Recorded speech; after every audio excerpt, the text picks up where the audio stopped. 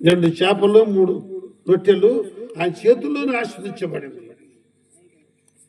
ఆయన విరిచి పెడతా ఉంటే వస్తా ఉన్నాయి. ఎంత అద్భుతంగా గమనించండి.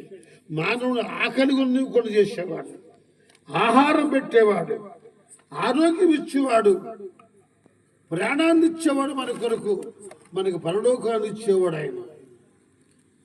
ఇటువంటి వాడు ప్రభువైన యేసుక్రీస్తు అంటే. యేసుక్రీస్తు భూలోకానికి వచ్చింది. ఇప్పటికీ చాలా మంది తప్పుడు ఆలోచనలు ఉన్నారు. ఆయన విదేశీ దేవుడని, లేక ఆయన ఒక రాజ్యాన్ని పరిపాలన, ఇవన్నీ తప్పుడు విషయాలు. ఆయన ఆ ఉద్దేశం లేదు. దేవుడికి విదేశానికి స్వదేశానికి దేవుడు కాడు.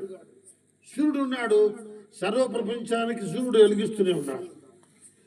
అంతేకాదు దేవుడు అందరికీ దేవుడు. యేసుక్రీస్తు అందరికీ ప్రభు అని పౌలు అపోస్తలుల గారు 10:36 రాస్తాడు. అందరికీ ప్రభు, అందరినీ పరిపాలించేవాడు. మన అందరికీ తెలిసిన